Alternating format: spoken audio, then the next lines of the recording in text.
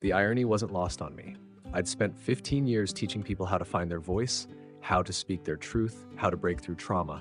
And now I sat in complete silence, my vocal cords damaged beyond repair, watching a mute child draw pictures of things too terrible for words. Tommy hadn't spoken since the night his world shattered. Neither had I. But sometimes healing doesn't need words.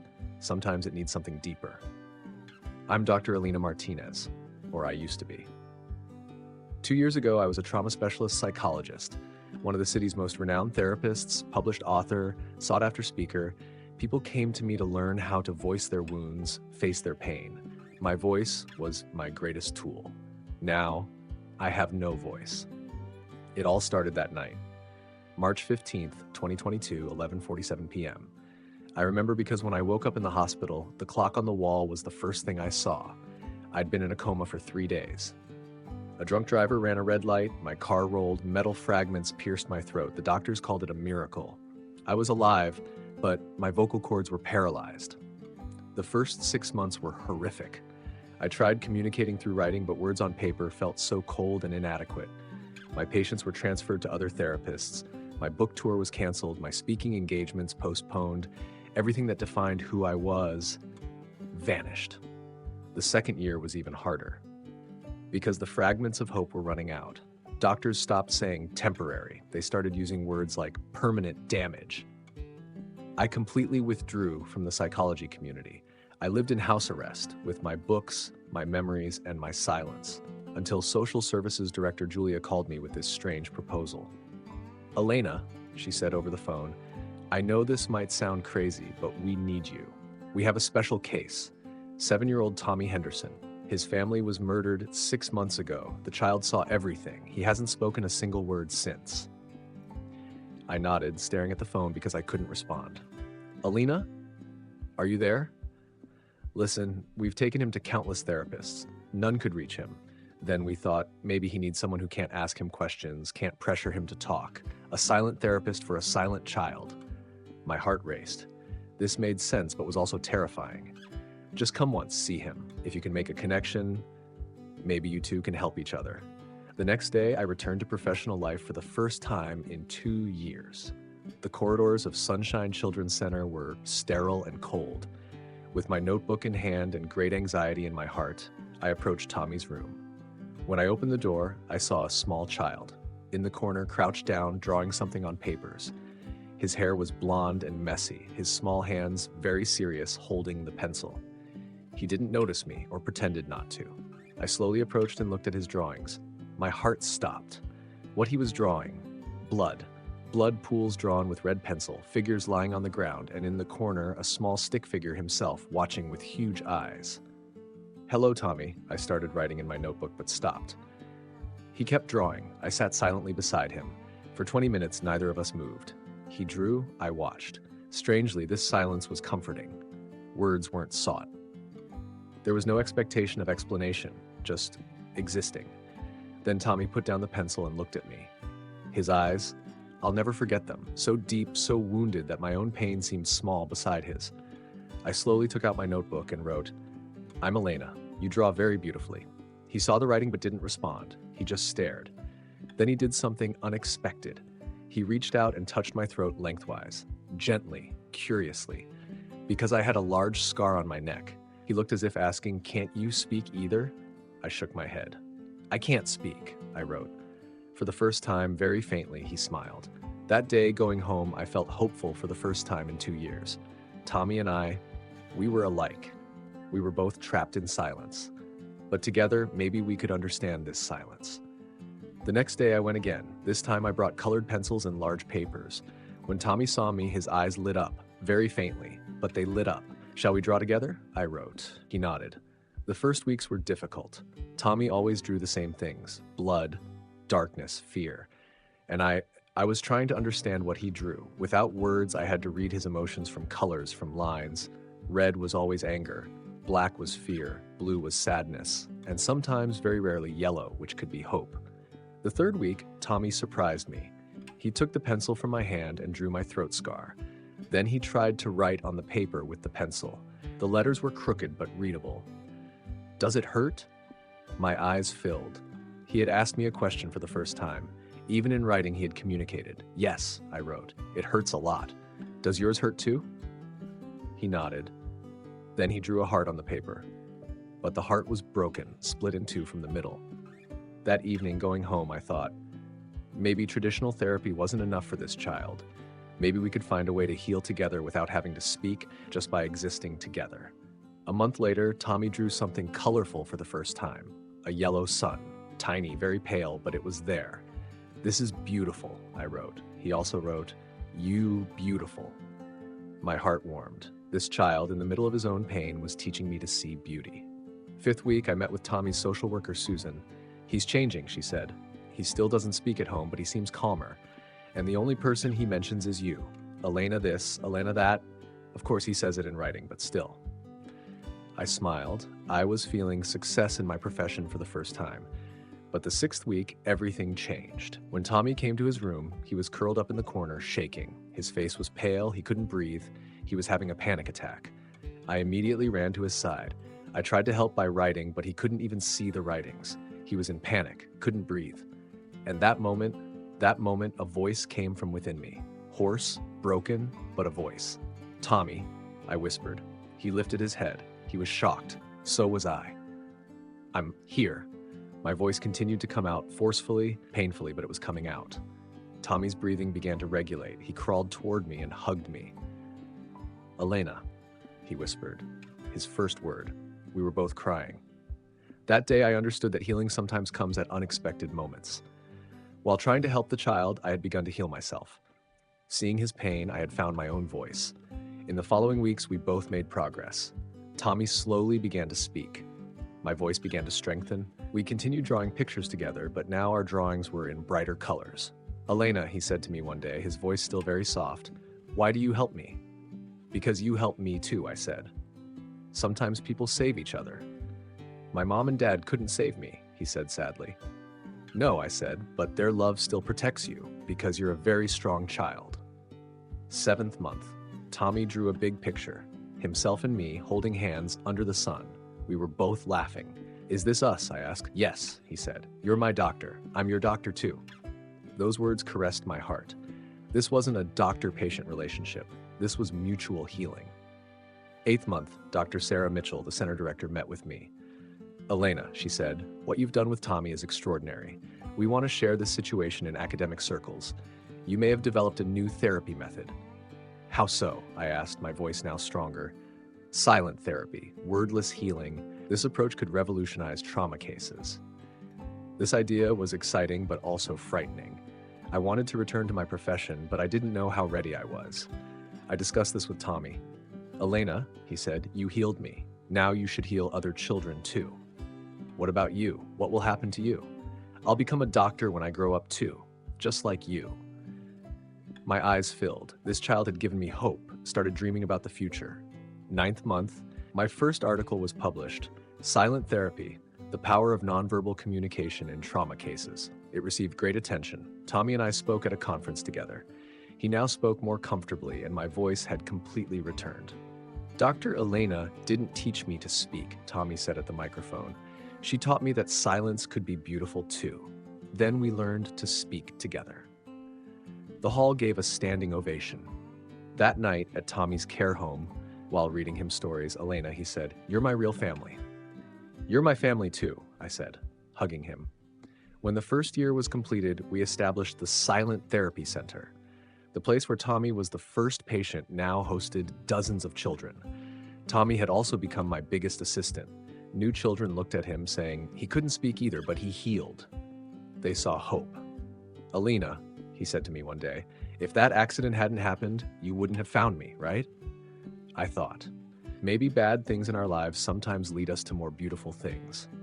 Yes, he said, my mom and dad died, but you found me. You lost your voice, but then we found it together. This 8-year-old child's wisdom amazed me. 2 years later, Tommy had turned 10. He now spoke like a normal child, was successful at school, but he still came to me once a week, just to chat. Elena, he said one day, I'm going to become a psychologist when I grow up, but I'll use your method. I'll teach children that silence is beautiful first, then that speaking is beautiful. Great idea, I said. Then you'll be my apprentice. No, he said, smiling. I'll be your partner. 3 years later, the silent therapy method gained international recognition. I was receiving invitations from all over the world, but the happiest moments were those I spent with Tommy. He was now 11 years old, tall, smart, a laughing child. His inner wounds had healed, but his empathy ability had developed. Elena, he said to me one day, now I understand. You weren't my doctor, you were my mother. These words filled my heart, because that's really what it was. He had become my son, I his mother. You were my teacher too, I said. You taught me patience, hope, and the power of silence. 4 years later, I completed Tommy's adoption process. Now he was officially my son too. Now we have the same last name, I said. Tommy Martinez. Dr. Tommy Martinez, he said, smiling. That sounds very nice. 5 years later, Tommy was 13. He had entered adolescence, become even smarter. He worked as a volunteer at the center, telling his story to newly arrived children. I was like you too, he would tell them. I couldn't speak, I was scared. But Dr. Elena taught me something. Sometimes you need to be silent first to heal. Then when you're ready to speak, your words become more meaningful. I was filled with pride when I heard these words. 6 years later, I was invited to an international conference. The topic of my speech, the role of silence in trauma therapy. Tommy came with me too. He was 14, had become a handsome young man. Ladies and gentlemen, I said into the microphone, I want to introduce you to Tommy. 8 years ago, he was my first silent therapy patient. Now he's my son and professional partner. Tommy came on stage. He was now a confident, talkative young man. Dr. Elena didn't just teach me to speak, he said. She taught me that healing is a process, requires patience, and sometimes the most beautiful conversations happen in silence. The hall gave a standing ovation. That night in the hotel room, I said to Tommy, do you know how proudly I watch you? I watch you proudly too, he said. You're my hero. No, Tommy, you're the real hero. You gave me hope, gave me a reason to live. We're each other's heroes, he said. 7 years later, Tommy started high school. He had completely healed, was even strong enough to help others. Elena, he said one day, I've decided to study psychology after high school. Are you sure? I asked. Very sure. You gave me life. I want to give life to other children too. I was so happy. 8 years later, the Silent Therapy Center had become the world's most renowned children's trauma center. Our method had been applied to hundreds of children with a success rate reaching 90%. Tommy was 16. He was now like my assistant at the center. He met new children, gave them courage. I tell them all the same thing, he said to me. Healing takes time, but it definitely happens. Because I'm living proof. 9 years later, Tommy entered university. Of course, psychology department. Elena, he said, you did everything for me. Now it's my turn. I'll also be your pride. You're already my pride, I said, hugging him. 10 years later, Tommy was 20. He was a successful university student, learning and developing new techniques by developing my method. Elena, he said, I want to write a book with you. I want to tell our story. Which story? The story of the therapist who lost her voice and the child who couldn't speak, how they healed together. This idea sounded great. Our book was published a year later, From Silence to Voice, A Therapist and Child's Healing Journey. The book sold very well, because it wasn't just a treatment story.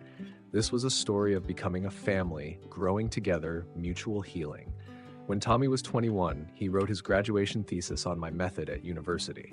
The title of his thesis, Silent Therapy, Long-Term Effects of Nonverbal Communication in Child Trauma Cases.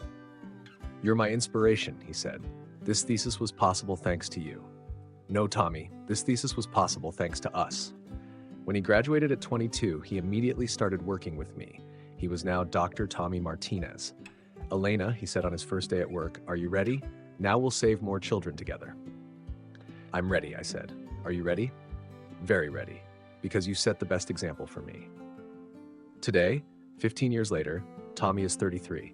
He's become a renowned child psychologist himself.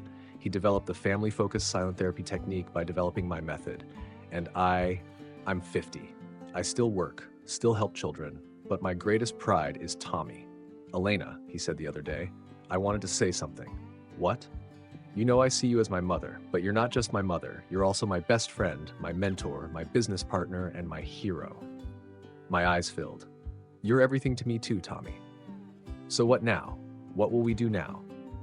Now, I said, we'll help more children because our story gives them hope. Yes, he said. And maybe one day another therapist and another child like us will meet, and they'll heal together too. Definitely, I said, because healing is contagious. If one person heals, they heal everyone around them. Tommy's story wasn't just an individual success. He was also proof of how the system could change. Thanks to him, Child Protective Services began reviewing their approaches too. Dr. Martinez, Tommy's first social worker, Susan, said to me one day, "Tommy's transformation taught us a lot.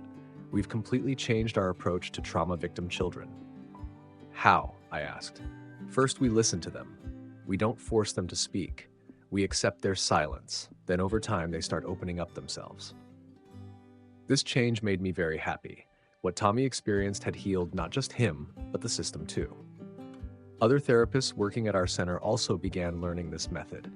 Dr. Maria Gonzalez, child psychiatrist, had said to me, "Elena, I've been doing this job for 20 years, but your method gave me a completely new perspective. Sometimes not speaking can be more powerful than speaking." Yes, I had said, because silence isn't emptiness. Silence is the preparation space for words. When Tommy started high school, we met with his school counselor, Ms. Anderson. "Tommy is a very special child," she had said. "Other students admire him because they know his past but see how strong he is now." "How does he behave at school?" I had asked. "A leader personality. Especially he protects children who are bullied. He tells them, 'You're not alone.' And you know, Tommy's attitude has even changed the school culture." I listened with pride. Tommy hadn't just healed, he was starting to heal others too. In his senior year of high school, Tommy was chosen to give the graduation speech. That day, there were hundreds of people in the school auditorium. I was sitting in the front row too. "Dear friends," he began his speech, "I want to tell you a story. When I was 8 years old, I couldn't speak. Fear, pain, and loneliness had silenced me." The hall was quiet, everyone listening attentively. Then Dr. Elena Martinez entered my life. She couldn't speak either, but she gave me the most valuable lesson. Sometimes silence is strength. Sometimes silence is more meaningful than the deepest conversations. My eyes had filled. If I can speak here today, it's thanks to Dr. Elena's patience, love, and faith. But most importantly, thanks to her being a mother to me. The entire hall stood up and applauded. I was also applauding while crying. In the continuation of his speech, Tommy talked about his future plans. "I'll study psychology at university. My goal is to carry Dr. Elena's silent therapy method even further, because I know there are many silenced children like me in the world, and they all have the right to find their voice." That night at home, Tommy and I talked for a long time. "Elena," he said, "what I said at graduation was sincere. You're not just my doctor. You're my mother, my best friend, my mentor. You're everything to me too," I said. "You gave me a purpose in life. But now something is different," he said. "Now I'm strong enough to help others too." "Yes," I said, "now you'll be on the healing side." During his university years, Tommy would often call me to discuss cases. "Elena, there's a student here, Sarah, domestic violence victim. She doesn't speak at all. Can I try your method?" "Of course," I had said. "But remember, every child is different. Sarah's needs might not be the same as Tommy's." "I understand, but the basic approach is the same, right? First trust, then patience, then love." "Absolutely." A month later, Tommy had called again.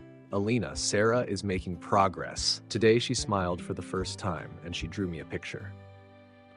What did she draw? 2 people holding hands, just like you did with me. This news had made me very happy. Tommy's learnings were now reaching other children too. In his second year of university, Tommy developed a project, Student Mentor Program, a peer support system for children who had experienced trauma. "The idea is this," he had explained, "young people who have experienced trauma but healed will guide newly traumatized children." "Great idea," I had said. "Peer support is a very powerful healing method." The program was very successful. Children guided by Tommy started similar programs at other universities too. In his 3rd year of university, Tommy wrote an article, Post-Traumatic Growth, From Personal Experience to Professional Approach. The article was published in an international journal. It made a lot of noise because it combined both academic and personal experience. "Elena," he had said, This article isn't just my story, this is our story, because without you, this work wouldn't have been possible. You're my pride, I had said. In his 4th year, Tommy graduated summa cum laude. I was at the graduation ceremony too. Tommy Martinez, said the dean, has been an exemplary student not only with his academic success, but also with his social contributions. As Tommy walked on stage, I was crying. That little silent child had now become a successful young man. After graduation, Tommy decided to do a master's degree. Thesis topic, family-focused trauma therapy, a new model proposal. Elena, I want to work with you on this thesis, he said. How? You be my advisor. Let your experiences and my academic knowledge combine. This proposal excited me a lot. Academic collaboration with Tommy would be wonderful. We worked together for 2 years. Tommy's thesis was redefining the role of family in trauma therapy. The traditional approach separates the child from the family, he wrote in his thesis, but family can be the most powerful tool of healing. The condition is love, patience, and proper guidance.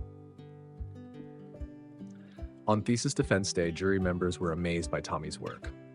This work, said jury chair Professor Williams, is not just an academic success. This is the perfect example of real-life experience meeting scientific approach. After Tommy got his master's degree, he decided to pursue a doctorate. Elena, he said, I'm ready now. I'm ready to be your equal partner. You're already my equal partner, I said. Maybe you'll be the teacher now. No, he said, smiling. We'll always teach together. During his doctoral years, Tommy's research attracted international attention. Collaboration offers came from universities like Harvard, Yale, Stanford. Elena, he said one day, I got an offer from Harvard, postdoctoral research position. My heart tightened. Will you go? I don't know. What do you think? I want the best for your future. If Harvard offers you better opportunities. Elena, he said, holding my hand, you're my family. No success is meaningful without my family. But this is a big opportunity. Then we'll go together. You'll work at Harvard too. This proposal surprised me. Do you really want to go together? Elena, you're my mother. A mother and son don't separate. Eventually, position offers came from Harvard for both of us. I would be visiting professor, Tommy research associate. Moving to Boston was a big step, but exciting. New city, new opportunities, chance to help new children. Our first year at Harvard was productive. Tommy's research received great attention. My silent therapy method also gained international recognition. Elena, Tommy said one day, shall we write a book, a comprehensive book combining both your experiences and my research? On what topic? Family factor in trauma therapy. You provide practical experience, I provide theoretical foundation. The book project took 2 years. We named it From Silence to Voice, Family-Focused Approach in Modern Trauma Therapy. When the book was published, it made a lot of noise because it wasn't just an academic study. This was a real family story. We did an interview with the New York Times about our book. Dr. Martinez, the journalist, said, your and Tommy's story is very moving. How did this personal experience affect your profession? Tommy taught me, I said, that healing doesn't just happen between therapist and patient. Healing happens in real connections between people. Tommy also added, I didn't just learn to speak from Dr. Elena. I learned to love, to trust, to hope. Our book made the bestseller list. We began receiving invitations from all over the world. Tommy was now 28 years old. He had earned his doctorate degree at Harvard, become a renowned trauma specialist, but he was still my little son. Elena, he said one day, I'm thinking of getting married. I was surprised. Really? Who is she? Her name is Lisa. She's also a psychologist. She works on child trauma. She met your method and was very impressed. When I met Lisa, I loved her very much. She was warm, understanding, very suitable for Tommy. Dr. Martinez, she said to me, Tommy constantly talks about you. For him, you're not just a mother, you're also his greatest inspiration. He's my source of inspiration too, I said. Tommy's wedding was magnificent. We had both family and professional friends. Tommy had said in his speech, the most important person at this wedding is, of course, Lisa.